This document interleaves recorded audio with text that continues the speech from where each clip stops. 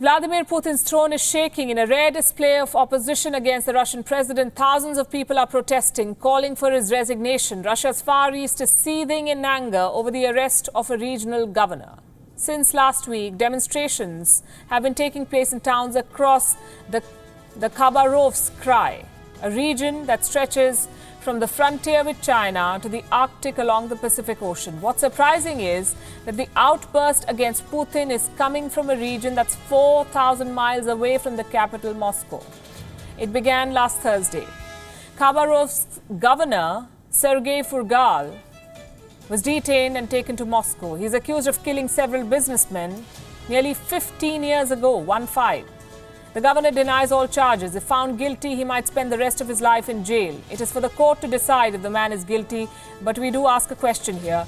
Why arrest the man 15 years after his alleged crime?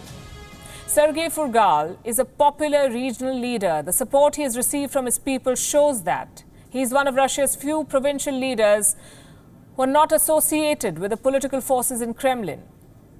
In 2018, he defeated Putin's United Russia Party candidate to become the governor. This was seen as Putin losing his hold in the far-flung areas of Russia. The protesters say this is a political witch hunt and that Furgal's popularity in the region has made Putin nervous. I support the Khabarovsk governor Sergei Ivanovich Furgal, who made the city and region for us. I support the governor because he did everything for us, including orphanages. I'm here as a disabled person. He improved the roads. Everything he did was for us. I think it was Putin who removed him.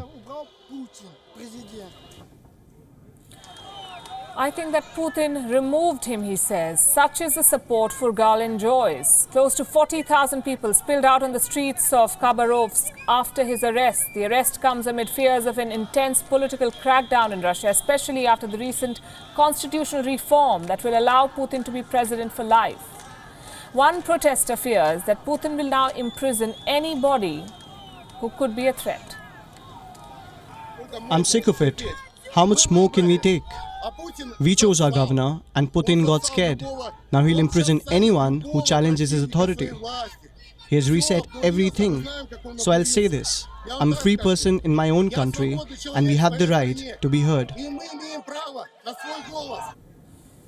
Interestingly, the protests are not just taking place in some remote corner of Russia. There are protests erupting in Moscow too. The capital streets rocked under the march of protesters. Former journalist Ivan Safronov has been arrested and charged with treason.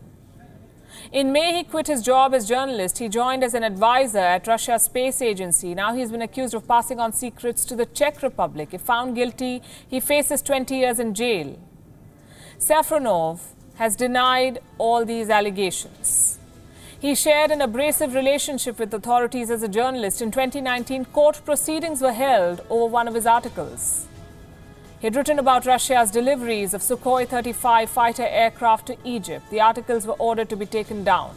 The arrest of a former journalist for treason sent shock waves in the media circles of Moscow. More than a dozen journalists protested against his arrest. They were quickly detained. They say the case is shrouded in secrecy.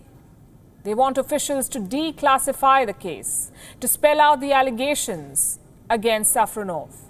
A petition has been signed by 55,000 people so far. Safronov's lawyer says the secrecy violates a basic right, the defendant's right to know what is he charged with.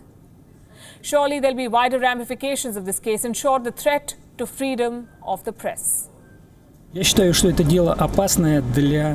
consider this case to be dangerous for journalism in Russia. The outcome of this case will determine how safely will you be able to write, conduct investigations, report, and speak about what happens in our country.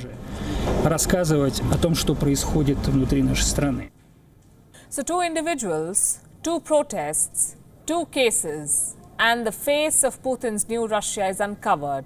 Political persecution in a remote province, and the silencing of a journalist who may have known too much. Now Putin is facing the heat. Even before he could get comfortable in the throne he has made his for life.